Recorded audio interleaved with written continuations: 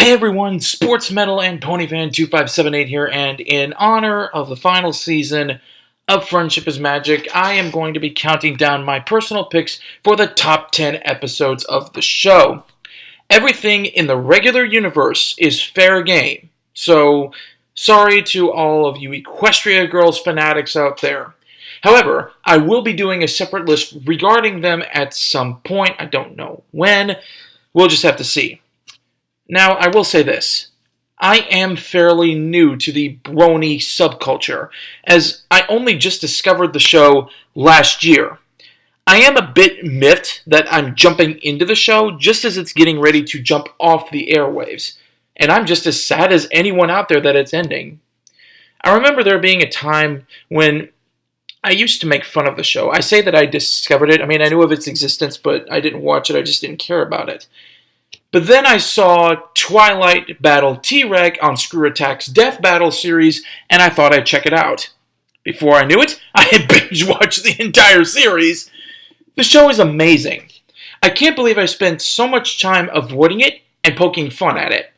It really is very well written, the characters are creative, and it's nice to have a show to watch that, for the most part, is not political.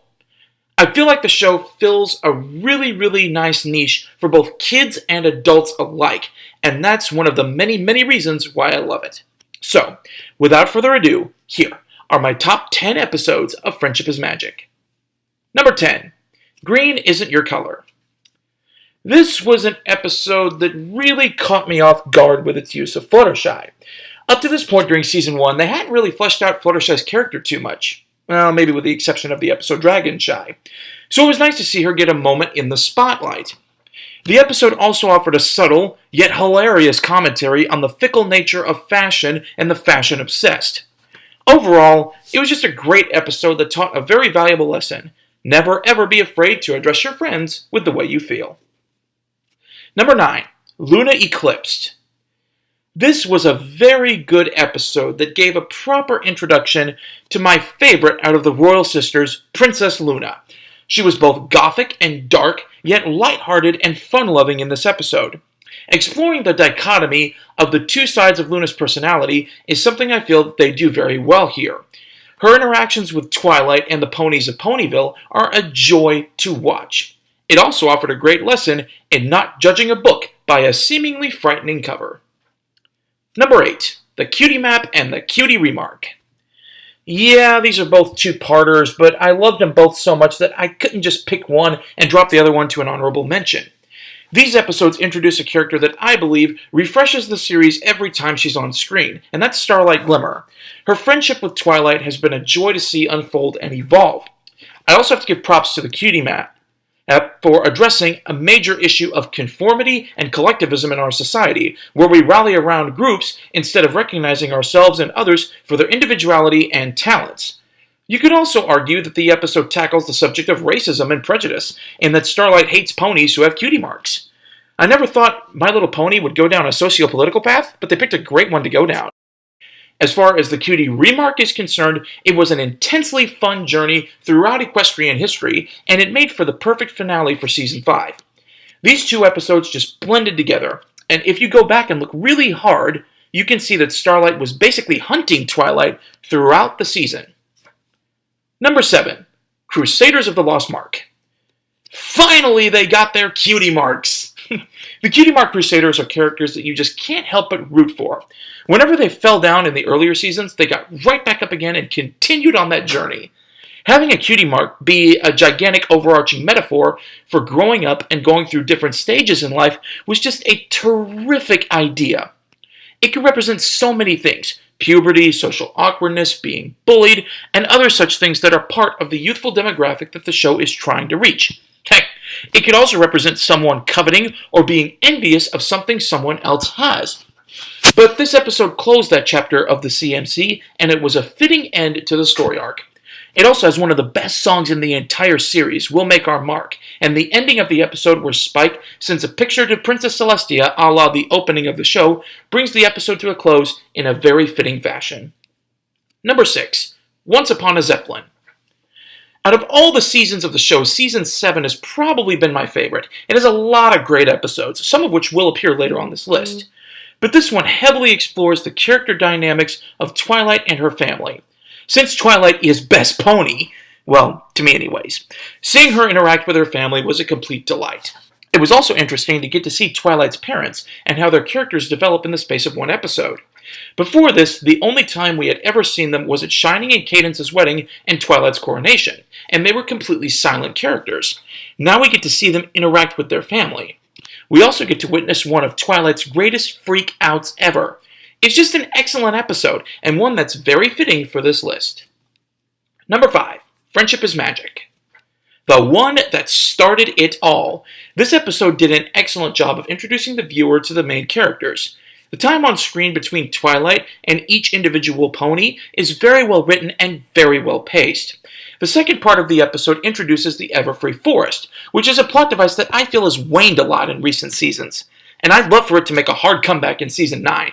There's a lot of mystery surrounding it, and the ponies make it clear that it's a place to be pondered, but never entered. Twilight is quickly forced to break that rule, and the episode is all the better for it. This was just a great way to begin a great series. Number 4, Horseplay. I love it when they take Princess Celestia completely out of her element. It just really helps her character grow and mature even beyond what she already is. She is wonderful in this episode, and she really shows her inner compassionate nature when she takes the time to console Twilight even after her former protege has made a mistake. That's another thing I love about Celestia. She hasn't lost that guiding spirit element of her character, and that really shows in this episode. She helps Twilight instead of abandoning her to do everything herself, and that's something that's really good for not only kids to see, but adults as well. Also, Celestia's horrible acting in this episode is uproarious. It makes me double over in a fit of laughter every time I watch it. Go watch it if you haven't. Number 3, Magical Mystery Cure and Twilight's Kingdom. Yeah, another tie. Again, I just love both of these, and I couldn't drop one of them to honorable mention without doing it a gross disservice. Anyway, as I said before, Twilight is my favorite character on the show, and watching her take the huge step from student to princess was absolutely enthralling. There are very few things that can make me tear up, but this episode is definitely one of them. The song True True Friend is enrapturing and one of the best in the series. The coronation ceremony at the end is beautifully animated and very well paced. Twilight's Kingdom, to paraphrase Screw Attack, is where My Little Pony meets Dragon Ball Z. The fight between Twilight and T-Rex is absolutely outstanding, and probably one of the best action scenes in all of animation. Also, the sheer amount of love that Twilight has for her friends is yet another great step in character development for her. She truly proves her friendship in these 2 episodes, and they are definitely the best season finales in the show's history. Number 2, A Royal Problem. Again, I love it when Celestia and Luna are allowed to escape from their normal character molds and do something totally wacky and outrageous, which is why I'm hoping for a Celestia-Luna backstory episode in the upcoming season. But I also love it when they are allowed to act like siblings. These aren't pony goddesses, and they aren't perfect characters, and no, I don't think they're immortal. It's really neat to get to see them act in such a relatable fashion to the rest of the ponies. Their interactions with Starlight are always fun, and the fact that they switch places in the episode is hilariously funny. This is an episode that I always turn to if I need something to lift my spirits, and I highly recommend it if you need the same. Before my number 1 pick, here are my honorable mentions.